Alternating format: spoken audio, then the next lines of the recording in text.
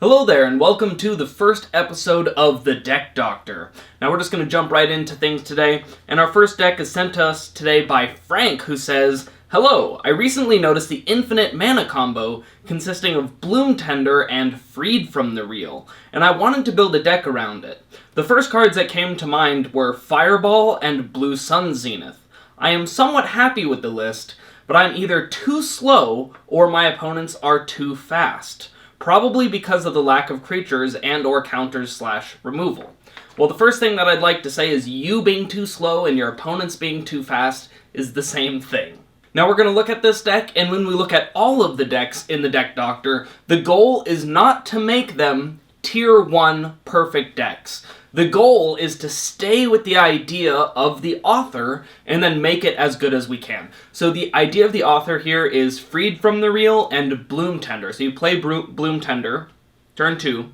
Turn 3, you play Freed from the Reel, and now you've got two permanents. One green, one blue. When you tap Bloom Tender, you're going to get 2 mana, one of it blue, and then you'll be able to untap Bloom Tender and then retap it, getting 2, and, make infinite mana that way of green and blue. Now we're going to put the rest of the list on the side here, and what you notice about this list is it actually fits perfectly with what I called the biggest mistake, most common mistake in deck brewing in this previous video, which you can watch here. But basically what it boils down to is, he's got an aggro deck here, and he's got a combo deck here at the same time. Now, that means that when he's doing the aggro game plan, he keeps stumbling upon all of these combo pieces, which do nothing until they all come together. And when he's trying to get his combo on, he's running into random aggro pieces, like Monastery Swiftspears, that aren't helping him with that game plan. So in the end, both game plans end up pretty bad, pretty out of shape. Now, the game plan that he wanted to do was the infinite mana game plan, which I think is infinitely more interesting, so let's go with fixing in that direction.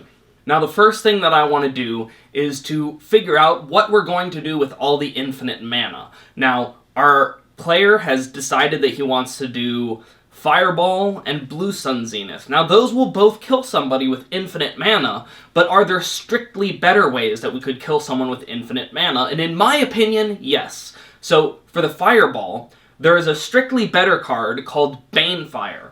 Now, this is going to be great because when we put infinite mana into Banefire, it becomes uncounterable, unlike Fireball. So once we get all that effort and we put all those pieces together, our final spell that we cast isn't just going to be simply countered, which would be pretty lame.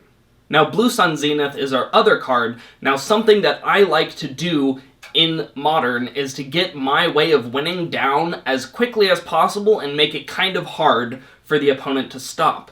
Therefore, I suggest that we switch this with Helix Pinnacle. The advantage of this is that there's very little enchantment removal in this set, and Helix Pinnacle is only 1 converted mana cost. Now that's fantastic because it means that if we're on the play, for example, then we can play at turn 1, it can't be ripped away with cards like, Inquisition of Kozilek or something like that. It's just going to sit on the field and wait as a combo piece. Now we've still got our Bloom Tender and our Freed from the Reel. We've now got some upgraded ways of finishing the game. But the problem with this deck is that we've only got these 8 cards, and we've got to get 2, one from each set of 4, to come together. Now, that's a little bit difficult in the current deck here because there's very little, if any, card selection. Now, there is a way for us to go ahead and try to get those 2 pieces to come together. But another more interesting thing that we could also do is have another way to make infinite mana. So now our chances of finding one of 2 combos is much higher. Our next infinite mana combo is going to be Pili-Pala and Grand Architect. Now, the way that this one works, it looks a little bit confusing, but what you do is you use Grand Architect's ability for 1 blue, and you make Pili-Pala blue. Then, you use Grand Architect's ability to tap down Pili-Pala and get 2 mana that you can use on abilities of creatures. Then, you use Pili-Pala's ability to untap for 2 mana and make a mana. Then, you tap it for free with Grand Architect to make 2 mana, then you untap it, get 1 mana, so you can get infinite mana in this way as well. Now, I think that our chances of going off with infinite mana with this new style, using 2 combos and using some better win conditions, is already much improved.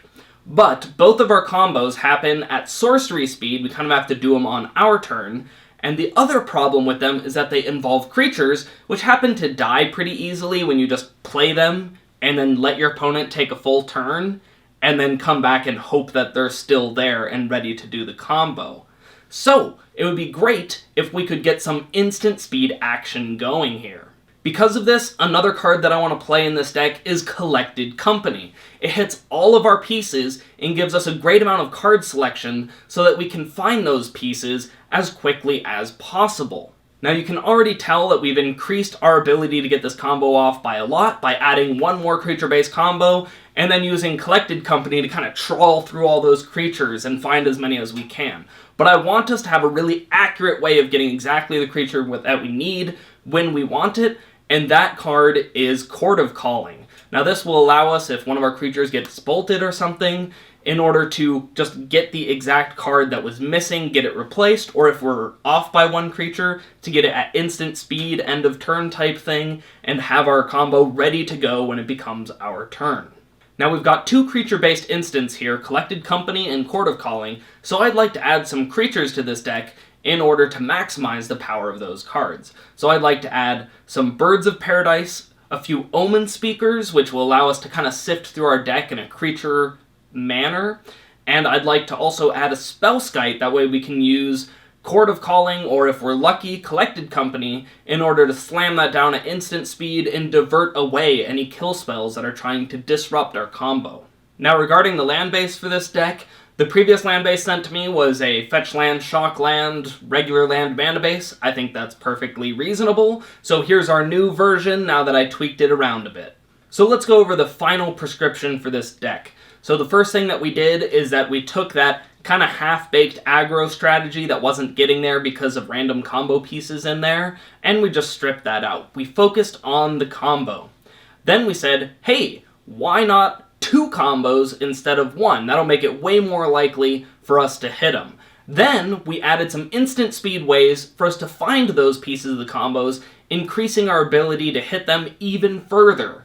And then we took some extra creatures and added them in there in order to make those instant speed ways of finding creatures even better.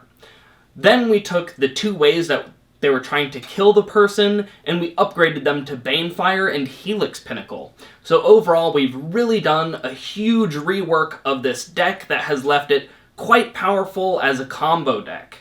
Now when it comes to sideboards, I never believe in just having one standard sideboard for a deck, because as the face of Modern changes, so too will your sideboard. But here's a little example sideboard that you could use with this deck to just bring it to a random FNM. Now while we haven't made a tier 1 Modern deck today, what we have done is we've given a prescription for a deck that was struggling to make it much better. So from like tier 4 or tier 5 to like a tier 2.5, tier 2 Modern deck. And that is a fantastic upgrade for the person who sent it in. Now, when we're looking at this deck list, what I can say is that while it's probably not going to win a Modern GP, this thing will absolutely slay at the kitchen tables, so be careful where you bring it. With that said, this is the end of the Deck Doctor. If you enjoyed yourself, feel free to hit that like button. If you really enjoyed yourself, hit that subscribe button because there's more coming. And as always, I'll see you next video.